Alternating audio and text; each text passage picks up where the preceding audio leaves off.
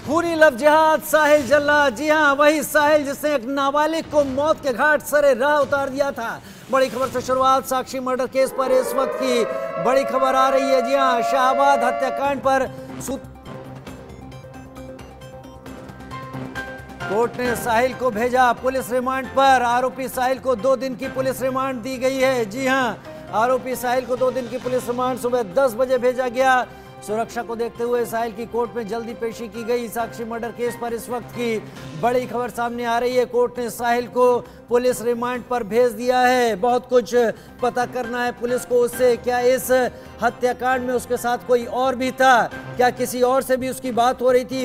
हत्याकांड से पहले फोन पर किससे बात कर रहा था? चाकू कहां से खरीदा? उसके बाद उसने और क्या कुछ किया? एक और बड़ी खबर इसी के साथ एक और बड़ी खबर का रुख कर लेते हैं। जी हाँ, शाहबाद हत्याकांड पर सूत्रों के हवाले से बड़ी खबर सामने आ रही है। कातिल साहिल ने पूछताछ में उगले कई अहम राज। प्रवीण नाम के शख्स से रिलेशनशिप में थी नाबालिग, ऐसा साहिल ने कहा है। ब्रेकअप के बाद साहिल के संपर्क में आई। ब्रेकअप के बाद भी प्रवीण से उसकी बात होती थी। प्रवीण से नजदीकियां ही उसकी हत्या की वजह बनी। साहिल ने कई राज उगले हैं, तो बहुत कुछ निकल के आ रहा है। साहिल के खुलासों के बाद साहिल से अब पूछताछ करेगी पुलिस। इंडिया न्यूज की टीम इस वक्त मौजूद है बुलंदशहर के गांव अटेरना में, और मेरे पीछे आप देख सकते हैं ये वही घर है जहां पर दिल्ली में साक्षी की हत्या करने के बाद में जो साहिल है वो आकर के रुका था। ये बताया जा रहा है कि साहिल सुबह 4 बजे अटेरना गांव आता है और इसी घर में अपनी बुआ के यहाँ रुकता है। ये वही घर है जहां पर सुबह 4 बजे साहिल आया था। और मेरे साथ बात करने के लिए साहिल के जो मामा के बेटे हैं वो हैं, उनसे जानना चाहेंगे हम कि किस तरीके से साहिल यहाँ पर आया था। क्या नाम है आपका? अमन। अमन, ये बताइए कि साहिल आपके घर में कितने बजे आया था? सुबह 4 बजे। सुबह 4 बजे आया था। उसने क्या कहा था? सोचने मैंने पूछा भैया इतनी लेट आप कैसे आए हो? तो बोल रहा था कि मैं अपने फ्रेंड की शादी में आया था, वहाँ से तुम्हारे घर घूमने आ गया हूँ। उसने कुछ बताया कि मैंने क्या किया है क्या नहीं किया? जी नहीं, हमको इस बारे में नहीं पता चला था। अच्छा, आपके घर पे दिल्ली पुलिस कब आई थी? 2-2:30 बजे। 2:30 बजे आई थी। उसके बाद में दिल्ली पुलिस ने क्या कहा? कुछ नहीं, मेरे से पूछा मम्मी का नाम, फिर बोला कि साहिल है घर पे। मैंने कहा घर पे है, तो बोले दिखाओ कहाँ है।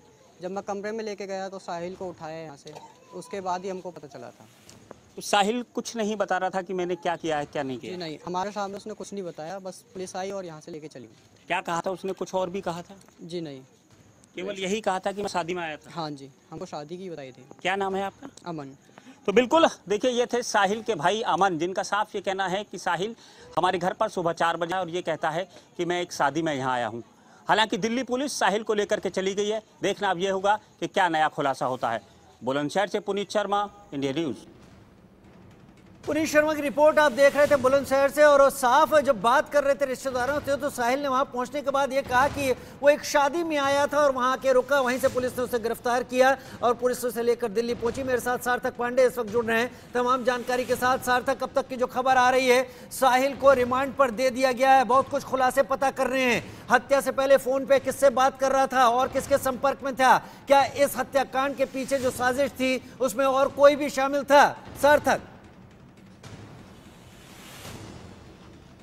बिल्कुल, देखिए जिस तरह से आज पुलिस ने 2 दिन की रिमांड पर साहिल को लेके वापस गई है भवाना थाना क्षेत्र में। अब उससे पूछताछ की जाएगी। सुबह 10 बजे ही कड़ी सुरक्षा के बीच साहिल को कोर्ट जो है वो ले जाया गया। माना जा रहा था कि जो है साहिल को जिस वक्त 10 बजे पेश किया गया है रोहिणी कोर्ट में, उस वक्त वहां पर सुरक्षा व्यवस्था के बीच चाक चौबंद व्यवस्थाएं की गई थी। और अब जो है तमाम पहलुओं पर पुलिस पूछताछ कर रही है, पुलिस गहन चिंतन कर रही है, लगातार उससे सवालात कर रही है। उसके फोन को जो जिससे उस अपने फोन से बात किया है उस कॉल डिटेल्स को खंगाल रही है। उसके जो दोस्त थे उन दोस्तों से लगातार पूछताछ कर रही है। जो लोग उससे जुड़े हुए थे उनकी भी गिरफ्तारी और छापेमारी चल रही है। तो कई पहलुओं पर, कई एंगल्स पर पुलिस जो है वो पूछताछ कर रही है। इस बीच जब ये भी खबर आई कि साहिल के हाथ में कलावा है, गले में एक रुद्राक्ष की माला है, तो ये जो मुद्दा है ये मुद्दा कहीं ना कहीं लव जिहाद में जो है बदलता दिखा। तमाम बीजेपी के भी नेता ऐसे रहे या हिंदू संगठन के कई ऐसे पदाधिकारी नेता रहे जिनके बयान सामने आए, उनका ये कहना है कि लव जिहाद का मोटो था ये, और उस मोटो के तहत एक मासूम को जो है वो मौत के घाट उतारा गया। और इसका जो एक और एंगल सामने तब आता है जब हम ग्राउंड जीरो पर आके साक्षी के जो आस पड़ोस के लोग हैं उनसे पूछताछ करते हैं तो उनका कहना है कि वो पहले ही साक्षी के घर वालों को इस चीज के बारे में बता दिए थे कि साक्षी जिस युवक के साथ निकलती है वो एक मुस्लिम युवक है और वो अपना नाम छुपा रहा है। लेकिन साक्षी की मां और साक्षी के पिता दोनों ने इन चीजों को मानने से इनकार कर दिया और बहुत हल्के नजरिए से इसको लिया, बहुत इस पर चिंतन नहीं किया। यानी सार्थक जो बात आप कह रहे हैं कि पड़ोस वाले कह रहे हैं कि ये शख्स अपना नाम छिपाता था, शायद पुलिस को यह भी पता करना होगा कि क्या है अपनी पहचान बदलकर साक्षी से मिल रहा था। कई चीजें पुलिस को यहां पर पता करनी है। बने रहिए हमारे साथ, क्योंकि हमारी संवाददाता आरजू सेठ ने इंद्रदेव से बात की, जो कि आरोपी साहिल के दोस्त के पिता है। 16 साल की नाबालिग को मौत के घाट उतार दिया और कुछ इस तरीके से उठाया कि लोगों की रूह कांप गई। मैं इस वक्त उस जगह पे मौजूद हूं जहां पे उस साहिल ने इस घटना को अंजाम दिया था। तमाम लोग थे जो वहां पे मौजूद थे, वहां से गुजर रहे थे और इसी बीच पुलिस ने साहिल को गिरफ्तार कर लिया है और उसके साथ कुछ और लोग हैं जिनको पुलिस लेकर गई है और पूछताछ कर रही है। हमारे साथ एक शख्स मौजूद हैं जिनके बेटे को पुलिस लेकर गई है, उनसे पूछना चाहेंगे कि क्या हुआ था, आपने उस दिन क्या कुछ देखा था? मैडम, जब मैं आया ड्यूटी से 10 बजे करीब तो देखा यहाँ फोर्स वगैरह लगी थी। इसके बाद हम गए अपने घर पे, यहाँ अपने घर पे आए। घर पे आने के बाद मेरी परिवार जो है गांव गई हुई है शादी वगैरह, तो मेरा खाना मेरी सिस्टर बनाती है वहाँ नीचे जुगियों में। तो वहाँ हम लोग गए खाना खाने, तो खा के वहाँ से आए। तो इसके बाद सुबह पुलिस हमारे यहाँ 5:30 बजे करीब यहाँ आई। मेरा दरवाज़ा खटखटाई, बोली कि मैंने दरवाज़ा खोला, बोले यहाँ मर्डर हुआ। हमने कहा हाँ जी। रात को मैंने आया तो देखा यहाँ लाश पड़ी थी। तो इतवार को जब आप आए, आप कितने बजे आए थे यहाँ पे? इतवार को मैं 10 बजे करीब आया था। अच्छा। हाँ, इतवार को रात को मैं 10 बजे पौने 10 बजे ये मेरी टाइम है ड्यूटी, क्योंकि मैं बवाना में ड्यूटी करता हूँ, साइकिल से जाता हूँ, साइकिल से आता हूँ। तो आपने क्या देखा? तो देखा वहाँ मतलब लाश पड़ी है, फोर्स लगी हुई है। अच्छा। इसके बाद फिर पुलिस वालों ने कहा कि उधर से घूम के जाओ, इधर से नहीं जाना। फिर मैं उधर से घूम के आया इधर अपने घर पे। फिर हम वहाँ चले गए अपनी सिस्टर के यहाँ खाना खाने। इसके बाद वहाँ से खाना वाना खा के आए तो लड़का वहीं सोता है, सो गया ना। चलो भाई, मैं और मेरा बड़ा बेटा आए। इसके बाद जो है कि यहाँ मेरे पास 5 बजे पुलिस आई। बोली कि यहाँ मर्डर हुआ। हमने कहा हाँ जी। बोले कि आज़ाद कहाँ है? मैं आज़ाद वहाँ अपने बुआ के यहाँ वहीं खाना खाते हुए सो जाता हूँ। तो बोले कि हमें उसको बात करो। मैं बात क्या करो, चलो दिखा देता हूँ उसको क्या। फिर हम गए लेके, तो फिर उसको जगाए, वहाँ सो रहा था। तो उसको पुलिस वालों ने अपने कब्जे में ले लिया। कब्जे में लेने के बाद जो है कि बोला कि ठीक है, मैं इसको ले जा रहा हूँ पूछताछ के लिए। मैं ठीक है, ले जाओ। इसके बाद ले गए। तब से मैं भी परेशान हूँ, वहीं इधर उधर चक्कर काट रहा हूँ। अब उन्होंने कही, हमसे पहले तो ये बोला कि जब तक वो कातिल नहीं पकड़ा जाता है तब तक तुम्हारे बच्चों की रिक्वायरिंग होगी और जो है कि छोड़ देंगे हम। इसके बाद जो है कि उन्होंने, अब वो कातिल भी पकड़ा गया है और अभी तक हमारे बच्चे वापस नहीं आए। तो आपकी क्या कुछ बात हुई? आपने बात करने की कोशिश करी है क्या पुलिस से कि आपके बेटे को क्या पूछताछ चल रही है उससे, या फिर क्यों अभी तक नहीं छोड़ा? मैडम, कोई पुलिस वाला बात करके राजी नहीं, जिससे वहाँ तो मिलने भी नहीं देते हैं किसी बच्चे से। कल मैंने बड़ा रिक्वेस्ट करके तो जो है कि वहाँ बच्चे को खाना वाना भी नहीं देते हैं। बड़ी मुश्किल से तो खाना लेके जाओ तो अभी आना, बाद में आना, फिर किसी तरीके करके फिर जाने देते हैं। तो मैं किससे पूछूं? ना हमारी किसी से जान है ना पास। ज़िंदगी में पहली बार वहाँ तक का मैंने थाना तक नहीं देखा था। उस दिन कल मेरे को किसी ने लेके गया कि यहाँ थाना, तब मैं गया। तो ये बताइए कि जब आज़ाद को पुलिस लेके गई है तब उसके बाद क्या आपकी मुलाकात हुई है आज़ाद से? हाँ जी, मुलाकात तो हुई है। मतलब क्या कुछ उसने कुछ बताया, क्या कुछ बोला आपसे? मैडम, बात नहीं करने देते हैं। नहीं बात हुई। मतलब वहाँ जाते हैं, उसको देख लेते हैं, चाय पानी दे के बस कहते हैं जाओ। खाना भी दोपहर में कुछ खाना तो मेरे घर बनता ही नहीं, क्योंकि मेरी मैसेज ही नहीं। तो मैंने वहाँ से समोसे लेकर के और पानी लेके दे दिया। हमने कहा खा लेगा, पढ़ने वाला बच्चा है। फिर शाम को खाना गया इनके यहाँ से बन के, मैंने कहा थोड़ा खाना फालतू बना देना। तो ये खाना लेके गए, तो मैं ले जाके फिर खाना अंदर तो क्या आपका बेटा आजाद साहिल को जानता था कि कभी साहिल आया है या फिर आपने उसको देखा है इस एरिया में? साहिल को मैंने कभी नहीं देखा और ना मेरे पास इतनी टाइम होती है कि मैं किसी पड़ोसी के यहाँ भी नहीं बैठता उठता हूँ। सुबह 8 बजे निकलते हैं, रात को 10 बजे आते हैं। हमारा यहाँ किसी से मतलब कोई खास वैसी नहीं बात, बस आते हैं जो मिल लिया जयराम भैया जयराम जी की, और हमारी मतलब किसी से ना कोई लड़ाई ना झगड़ा, ना मतलब हम किसी के यहाँ उठते बैठते हैं। क्या करता है आपका बेटा? मेरा बेटा दिखाया ना, ITI करता है, ये उसका आई कार्ड है। ITI करता है, ये उसका आई कार्ड है। तो देखिए ये आज़ाद है जिसको क्योंकि साहिल को अरेस्ट कर लिया गया है और उसके साथ ही तमाम लोग हैं जिनसे पूछताछ चल रही है, जिनका चेहरा जो है वो CCTV कैमरा में रिकॉर्ड हुआ है, जिसमें से आज़ाद जो है वो एक है। हमने उनके पिता से बात की थी और उनका ये कहना है क्योंकि काफ़ी घंटे हो गए हैं जब आज़ाद को ले जाया जा चुका है, पूछताछ चल रही है और अभी तक आज़ाद को छोड़ा नहीं गया है। कैमरा पर्सन अवधेश के साथ आरजू सेठ। सार्थक पांडे मेरे सहयोगी मेरे साथ लगातार लाइव जुड़े हुए हैं। सार्थक, आपने भी आरजू की रिपोर्ट सुनी होगी, पुलिस लगातार जांच कर रही है, लेकिन इस पर अब राजनीति भी उतनी ही तरीके से शुरू हो गई है, जहां पर आम आदमी पार्टी यहां पर ये कह रही है कि दिल्ली की जो सुरक्षा है वो दिल्ली पुलिस के हाथ में है, जो LG को देखनी चाहिए। वहीं पर बीजेपी इस पर कह रही है कि ये एकमात्र हत्या नहीं, ये लव जिहाद है।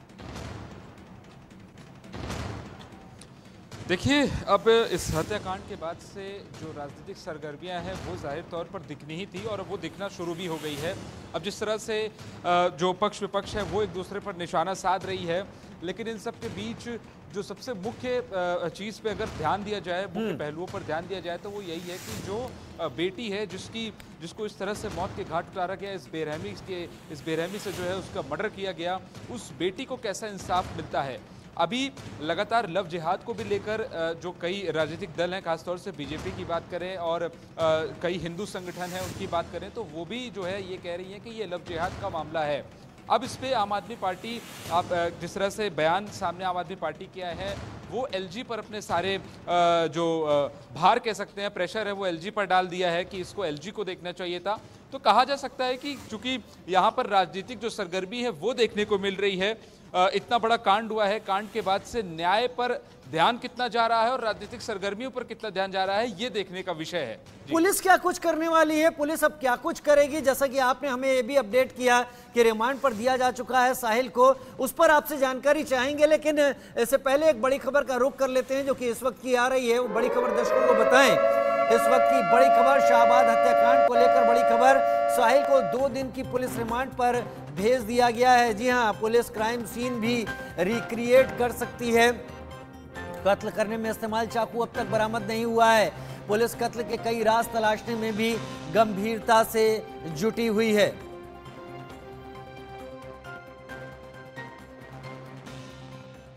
तो 10 दिन से उसी नीतू के घर पे रहती थी। उसका आदमी बंद है जेल में, नीतू का। उसने बोली कि उसके 2 बच्चे छोटे छोटे सर हैं, तो उसने बोली मैं भाभी के साथ रह रही हूँ। मैंने कल भी फोन किया, बेटा आजा घर पे। बोली मम्मी उसकी लड़की का बर्थडे मना लेंगे, भैया छुट्टी आ जाएंगे तो मैं घर पे आ जाऊंगी। कल बर्थडे था मेरे, 1:30 बजे उसने बात की। कितने बजे निकली थी साक्षी घर से? घर पे सर नहीं थी, 10 दिन से उसी नीतू के घर पे रहती। नहीं, साक्षी को बताया जा रहा है 1 महीने से घर पे नहीं थी। उसी नीतू के घर पे 10 दिन से पढ़ती थी, साक्षी पढ़ती थी। 10वीं क्लास से पेपर दिए सर, पास हो गई। साहिल क्या और इसका क्या था? हमें नहीं पता सर कुछ। क्या साहिल घर आता जाता था? कोई नहीं, हमें नहीं पता। साक्षी ने कभी आपको बताया कि उसका कोई लड़का है जो परेशानी नहीं करता है? नहीं, हमने कुछ भी सब कुछ पूछने को, लेकिन उसने कुछ नहीं मुझे बताई। क्या साक्षी गुमसुम रहती थी या कभी कोई चर्चा की किसी लड़के के बारे में? नहीं बताई सर। ये जो घटना सामने आई है, आपने भी आपको जब जानकारी मिली, अब आप आगे क्या चाहते हैं? हमें सर इंसाफ चाहिए, जो है उसको पूरी जिंदगी की सजा या तो फांसी की सजा हो। एक और बड़ी खबर का रुख कर लेते हैं। साक्षी मर्डर केस में एक और बड़ा खुलासा। जी हां, कातिल साहिल से हुई पूछताछ में खुलासा। हत्या के बाद साहिल रिठाला गया था। रिठाला के बाद वो उत्तर प्रदेश के बुलंदशहर गया था। ये हैवान, पुलिस को चकमा देने के लिए साहिल ने 2 बसें बदली। रिठाला कहाँ गया था, रिठाला किससे बात करने गया था, ये भी पुलिस जानना चाहेगी। और एक और बड़ी खबर, दिल्ली मर्डर केस में लव ट्रायंगल की वजह से नाबालिग की हत्या की गई है। जी हां, लव ट्रायंगल। हैवान साहिल ने लड़की पर 16 चाकुओं से वार किए हैं, 16 बार। 1 साल पहले ही ब्रेकअप हो गया था, उसके बाद पत्थर मारकर उसको कुचल भी दिया था। सार्थक मेरे साथ इस वक्त जुड़े हुए हैं, सार्थक पांडे। और सार्थक, आप जहां से जुड़े हुए हैं, मैं उम्मीद लगा रहा हूं कि आप वहीं से जुड़े हैं जहां पर इस हत्याकांड को अंजाम दिया गया। अगर आसपास की तस्वीरें भी दिखाएं और ये भी बताएं कि 2 दिन के रिमांड में पुलिस क्या कुछ करने वाली है, सीन रिक्रिएट करेगी। चाकू का पता नहीं है, कहां गया था पहली बार चाकू मारने के बाद, फिर वापस जब लौट के आया, कई चीजें पता करनी है सार्थक। बिल्कुल, देखिए, पुलिस को 2 दिन की रिमांड मिली है। 2 दिन के रिमांड में पुलिस हर पहलुओं पर पूछताछ करेगी, क्योंकि जब यहां पर साहिल ने जब इस कांड को अंजाम दिया, अंजाम देने के बाद साहिल जो है वो रिठाला गया। रिठाला में किससे मिलने गया, उसकी किससे बात हुई, पुलिस इन तमाम पहलुओं पर जो है जांच करेगी। जो उसने चाकू से मर्डर किया साक्षी का, वो चाकू बताया जा रहा है कि 15 दिन पहले खरीदा था। चाकू अगर 15 दिन पहले अगर एक लड़के सिरफिरे आशिक ने खरीदा, तो वो क्या सोच के खरीदा, क्या मोटो था उसका, क्या एम था उसका, क्या गोल था। ये ऐसे तमाम कई जो है ऐसे प्रश्न है जो पुलिस पूछ सकती है। दूसरी चीज, अगर दूसरा एंगल देखा जाए, रिठाला से वो बुलंदशहर गया। बुलंदशहर में अकेजना में जो उसके बुआ का घर है, वहां वो रुका। वहां पर वो बताया कि मैं एक शादी समारोह में आया हूं। तो ऐसे तमाम पहलू हैं। आखिर बुलंदशहर ही क्यों उसको सही स्पॉट लगा जाने के लिए, उसके बुआ का ही घर उसको क्यों सही स्पॉट लगा? क्या उसको ये लगा कि वो अपने बुआ के घर में सुरक्षित रहेगा? और दूसरी चीज एक और है कि जिस कपड़े में साहिल ने रात में इस कांड को अंजाम दिया, उसी कपड़े में वो बुलंदशहर से गिरफ्तार हुआ, नीली टी शर्ट में। इस वक्त हम देखिए, आपको दिखाते हैं, उसी स्पॉट पर मौजूद हैं। ये ठीक वही स्पॉट है जहां पर जो साक्षी मासूम बेटी थी, जिसको न्याय की पढ़ाई करनी थी, उसको किस तरह से मौत के घाट उतारा गया है। इसी स्पॉट पर उसे चाकुओं से गोदा गया, उस पर पत्थरों से वार किया गया। और हमारे बगल में ये जो हरे कलर का जो दीवार देख रहे हैं, इसके ऊपर एक सीसीटीवी है। इसी सीसीटीवी फुटेज के जरिए पूरी मामले की जो जांच हुई वो हुई। पता चला कि आखिर युवक कौन है। यही सीसीटीवी जो कैमरा है, इसी में सारे फुटेज कैद हुए हैं। और इसी तरफ जो है साहिल मार के साक्षी को भागने की कोशिश करता है। फिर उसे लगता है कि साक्षी अभी जिंदा है, वो वापस आता है, फिर बड़ा पत्थर उठाता है, फिर साक्षी पर मारता है। और पत्थर उसने हमारे ठीक बगल में देखिए, यहाँ पर दीवारों को तोड़ा गया है।